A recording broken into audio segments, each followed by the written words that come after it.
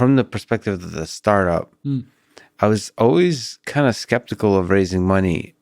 It feels like people do it too quickly, too easily, but I don't know what the hell I'm talking about. When should a startup raise money? And from the perspective of the investor, when should the investor invest in a startup? Sure. Like, is there a timing thing here? Is there what? Yeah, what? It's a very important question, because the venture capital community is only going to fund, sub 1% of enterprises started in the United States every year, like maybe 10 basis points of them, like 1 in 1,000. And the reason is it's jet fuel. You only want to take that money if you really want to build something big and you want to build it fast. And when you put jet fuel behind a startup, as we've seen with other rockets, things can blow up and people can die. It's not people literally dying, but the business can go up in smoke, right? Like rockets get blown up all the time at SpaceX as part of their ambitious plans. And startups, 7 out of 10 startups we invest in go to zero. Now, if you were to start the business and only build it off customer revenue and use your own money and go nice and slow and grow 10% a year, the chances of you blowing up the rocket are very low because you're riding a bicycle. Yes. Like, so you can go a little faster, but the bicycle can only go so fast.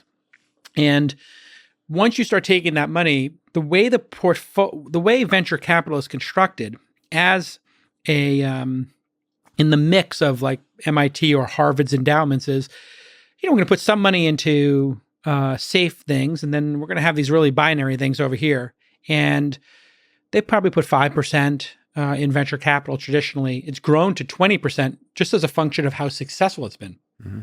So, the Harvards of the world and MITs probably want 5 or 10% in venture, but it's grown to 25% because, companies like Airbnb and Uber have grown so big, and Tesla.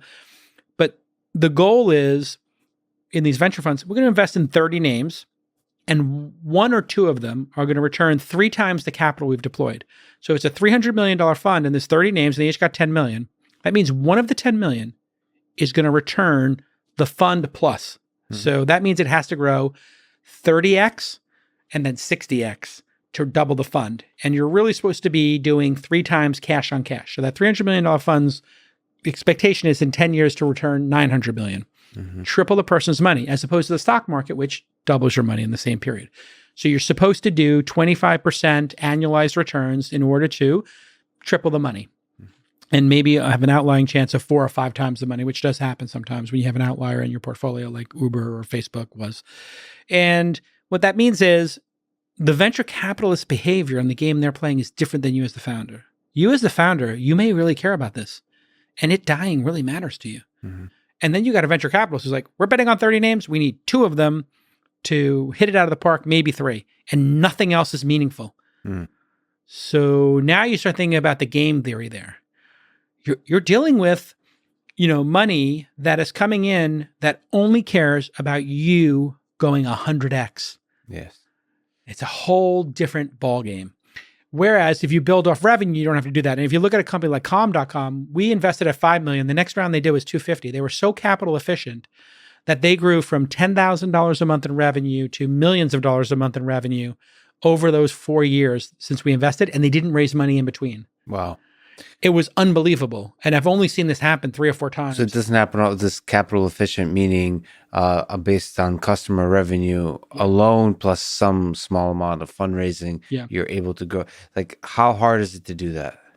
It takes extreme product market fit. You have to have a great price for your product that has a great margin. And if you're doing something in hardware, it's probably impossible because it's super capital intensive. Right, so it's probably got to be a software business. Hardware businesses take a lot more. Do venture capitalists get in the way at all of the business, or is it possible depends to get out of the way? Yeah, if you get young venture capitalists who are starting their career, they're very nervous and scared because they're putting all these bets. Yeah, and then there's a very weird thing that happens.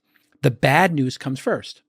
So companies that don't work out go out of business immediately. Yes. So if it's not going to be Calm or Robinhood or Uber, those take 7. You have one of those great successes somewhere in year 5, 6, 7, 8 as an investor. What is the first 5 years like? The first 5 years, you feel like an idiot because let's say you make these 10 bets. In year two or three of them come back and they don't have product market fit and they're out of money. Yeah. And they say, can we have more money? And you say, no, you have to go get it from somebody else because you have to prove that there's still a market for it. We may keep our pro rata. We may put a little bit in to maintain our percentage ownership, but we're not going to give you another big chunk of money. Yes. And that company dies. So now you've got 10 million, poof, up in smoke. Boom, 10 million up in smoke. So this is called the J curve, where your performance goes down. And then it's only in years 4, 5, and 6 it starts going up. And what you're seeing right now is the people who started like I did in 2000, just 11, 12 years ago. In 2009, I started investing. We all look like geniuses. Why? We're at the end of the cycle. We invested when the stock market was on the floor after the financial crisis. And it's gone straight up since. So everybody there's a couple little blips in there, but generally speaking, there hasn't been like a major crash, with the exception of the pandemic crash, but that bounced right back. And so, it takes a decade to figure out if you're good at it. Mm-hmm. And then if the market crashes again, everybody feels like an idiot again, the cycle starts again. So you are now, as a founder, inserting yourself into that casino. Yes. And now you've got all these other forces pushing and pulling. And you're growing, let's say your company was growing 50%. You feel like, wow, I'm successful. I made $1 million last year. Now I'm doing $1.5 million. And the first thing a VC is going to say is, how do we triple? We're growing too slow.